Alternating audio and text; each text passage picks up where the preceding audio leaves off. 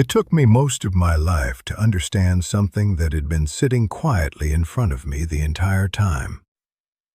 For many years, I believed happiness was somewhere ahead of me, after the next achievement, after I earned more money, after people respected me, after my family became settled, after life finally became easier. But each time I reached one of those places, happiness seemed to move a little farther away. It was like walking toward the horizon. No matter how many steps I took, I never arrived. When I was younger, I thought this meant I had not worked hard enough. Now I understand the truth. Happiness was never waiting at the end of the road. It was hidden inside a few simple things I kept walking past. And after living for many years, losing people I loved, watching my body slow down and seeing how quickly time disappears, I believe happiness after 60 requires only 5 things. Not 50. Not a perfect family, a large house, or a full bank account. Just 5 simple things. And none of them can be bought. The first is one person who truly sees you. You do not need a room full of friends. You do not need hundreds of people remembering your birthday or liking your photographs. You need one person with whom you do not have to pretend. Someone who can hear the difference between your real voice and the voice you use when you say, "I'm fine." Someone who knows your weaknesses, your regrets, and the parts of your life that did not go according to plan, and does not turn away. My grandmother once told me, "One person who understands your silence is worth more than 100 people who only hear your words." When I was young, I did not understand her. I thought having many friends meant you could never be lonely. But loneliness is not always the absence of people. Sometimes, loneliness is being surrounded by people who only know the version of you that performs for them. I once knew a man who was welcomed everywhere. At neighborhood gatherings, everyone called his name. He told stories, made people laugh, and always appeared cheerful. But one evening, while we were drinking tea together, he became very quiet. He told me the hardest part of his week was returning home after everyone had gone. He said, "People enjoy being around me, Kenji, but I am not sure anyone knows me." That sentence stayed with me. A person may be admired by many and still feel invisible. What changed his life was not meeting more people. It was allowing one person to see what was underneath the smile. That is the first thing we need. One honest relationship. One place where the shoulders can come down. One person beside whom silence does not feel uncomfortable. And perhaps that person is already in your life. You may simply need to stop giving them the polished version of yourself. The second is something that needs your care. As we grow older, one of the quietest losses is the feeling of being needed. Children grow up. Work ends. People stop asking for our help as often. At first, this can feel like freedom. But after some time, freedom without responsibility can begin to feel like emptiness. A human being needs a reason to get up. It does not have to be a grand mission. It might be a garden, a dog, a bowl of water placed outside for birds, a neighbor who waits for your morning greeting, a small plant leaning toward the window. In Japan, many older people continue caring for tiny gardens long after they have stopped working. Sometimes it is only a few pots outside the front door. But every morning, They inspect the leaves. They remove what is dried. They turn the pots toward the light. To someone passing by, it may look insignificant. But caring for something tells the heart, my presence still matters. I remember an older neighbor whose wife had passed away. For several months, he barely left his home. Then one spring, his granddaughter brought him 3 tomato seedlings. He planted them reluctantly. At first, he only watered them because he had promised her he would. But soon he began checking them every morning. He protected them from heavy rain. He tied the growing stems to small wooden supports. He became excited when the first yellow flowers appeared. By summer, he was giving tomatoes to everyone on the street. The plants did not solve every problem in his life, but they gave his days shape again. They needed him tomorrow. And sometimes that is enough to help a person make it through today. Before we continue, allow me one small request. If these quiet conversations bring you some comfort, subscribe to the channel. It helps me continue sharing what life has slowly taught me. The third is a ritual that belongs only to you. There is a difference between a routine and a ritual. A routine is something you do because it must be done. You take your medicine. You wash the dishes. You answer messages. You prepare food. A ritual is something you do because it returns you to yourself. My ritual is simple. Early in the morning, before I allow the noise of the world into my mind, I prepare tea. I do not drink it while walking around the house. I sit down. I hold the warm cup in both hands and look outside. Some mornings there's sunlight. Some mornings there is rain. Sometimes a bird lands nearby, and sometimes nothing happens at all. For 10 minutes, I do not try to improve my life. I simply experience it. Those 10 minutes remind me that I am not only a person who completes tasks, solves problems, and takes care of others. I am also a living human being who is allowed to sit quietly and notice the morning. Many people wake up and immediately surrender themselves to the day. They check the telephone. They read the news. They remember everything that must be done.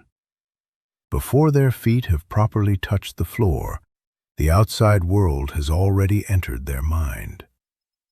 Then evening comes, and although they cannot explain why, they feel as though they have been absent from their own life. A small ritual brings you back.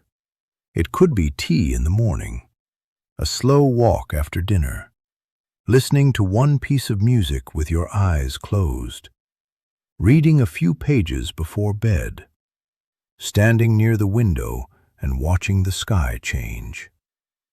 The activity itself is not important. What matters is that it is yours, protected from interruption, done not because it is productive, but because it makes you feel present. And while you are thinking about it, perhaps leave a comment telling me what small ritual brings peace into your day. Your answer may give someone else an idea they need. The fourth is forgiveness. For many years, I misunderstood forgiveness.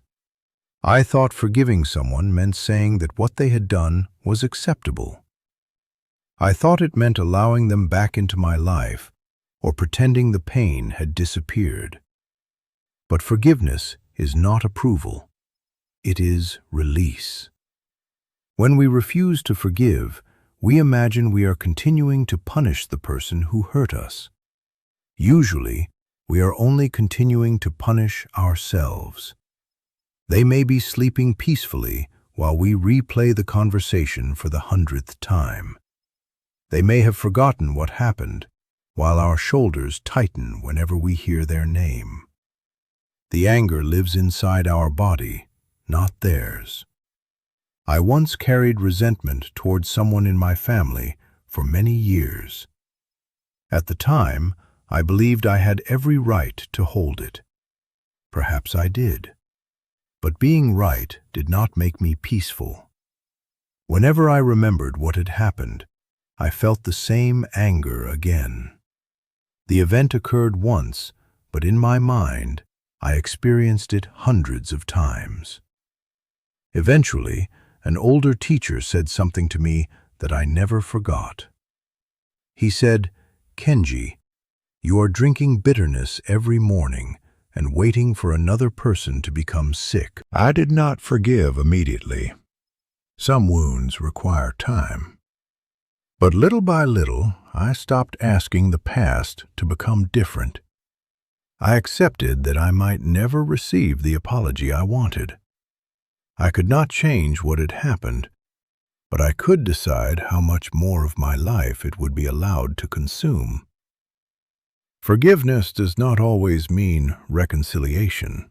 Sometimes it means closing the door gently and continuing down the road without carrying the door on your back. And there is another person many of us must forgive: ourselves. After 60, we have enough memories to build a long case against ourselves.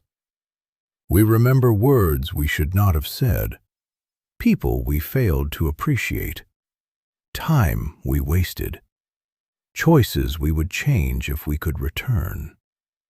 But the person looking back today has knowledge the younger person did not possess.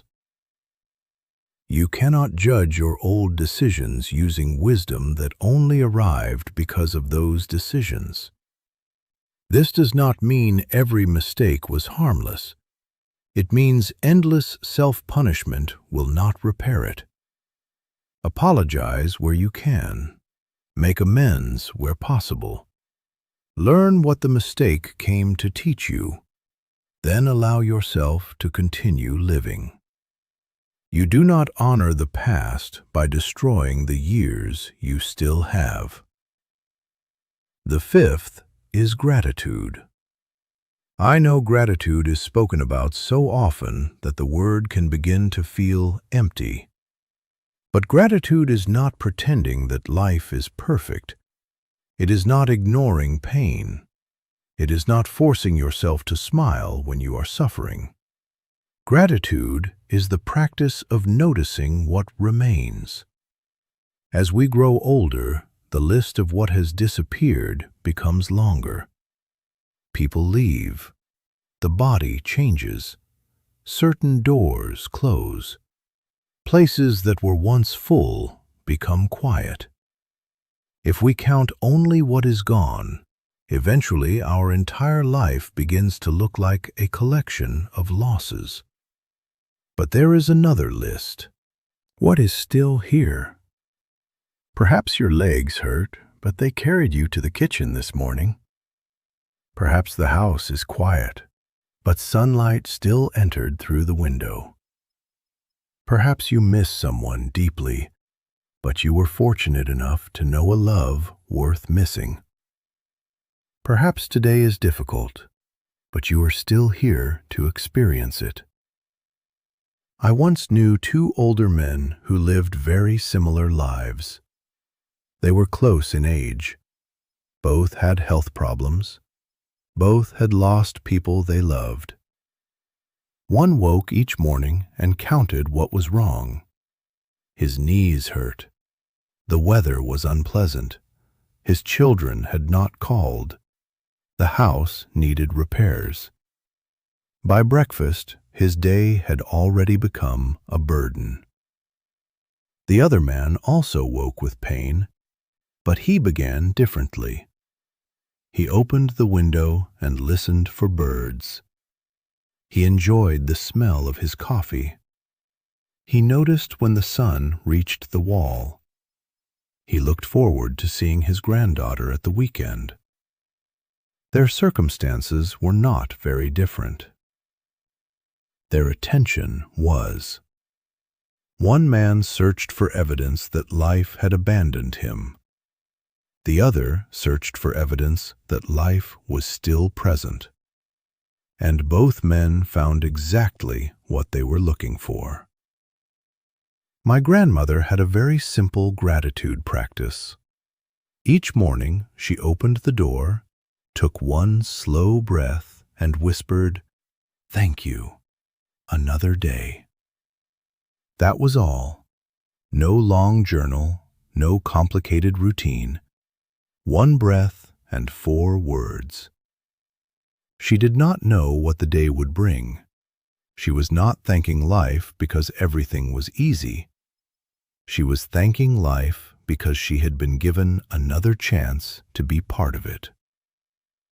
Tomorrow morning, before you check your phone or begin listing your problems, stand near a window or step outside. Take one slow breath. Then say, "Thank you, another day."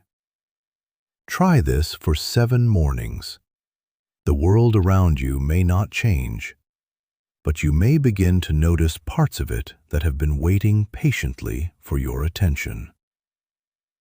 So these are the 5 things. One person who truly sees you. Something that needs your care. A daily ritual that belongs only to you. Forgiveness for what you no longer wish to carry. And gratitude for what is still here. Happiness after 60 is not a life without pain, loneliness, or regret. It is a life in which those things are no longer allowed to occupy every room. You do not need to change everything tomorrow. Choose one of these 5. Call the person who sees you. Water something. Protect 10 quiet minutes. Release one old resentment. Or take one grateful breath. A peaceful life is rarely built through one enormous decision. It is built through small decisions repeated so gently that one day you look around and realize you are no longer chasing happiness. You are living inside it.